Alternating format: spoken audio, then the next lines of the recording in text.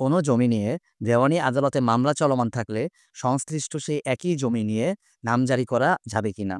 বাংলাদেশের সমাজে দীর্ঘদিন ধরে এই নিয়ে একটি বিভ্রান্তি ছিল। ২০১৪ সালে বাংলাদেশের সুপ্রিম কোর্টের হাইকোর্ট বিভাগ মোহাম্মদ শফিকুল ইসলাম বনাম সরকার মামলায় একটি যুগান্তকারী রায় প্রদান করেন। এই মামলার মূল প্রশ্ন ছিল, দেওয়ানি আদালতে জমি নিয়ে মামলা চলমান থাকা অবস্থায় ইসিল্যান্ডের নিকট মিউটেশন আবেদন যদি প্রক্রিয়াধীন থাকে, তবে সেটি চলমান থাকবে নাকি সেটি বন্ধ হবে, নাকি সেটি নিষ্পত্তি করা যাবে।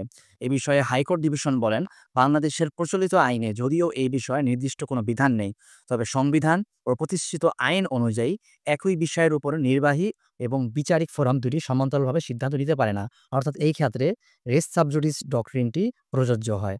অর্থাৎ দেওয়ানি আদালতে মামলা চলাকালীন অবস্থায় এসিল্যান্ড মিউটেশন কার্যক্রম চালিয়ে যেতে পারেন না। এমনকি যদিও আদালত থেকে পৃথকভাবে কোনো স্টে অর্ডার না দেওয়া থাকে, তবুও তিনি মামলাটি বা ওই নির্বাহী শুনানিটি চলমান রাখতে পারবেন না।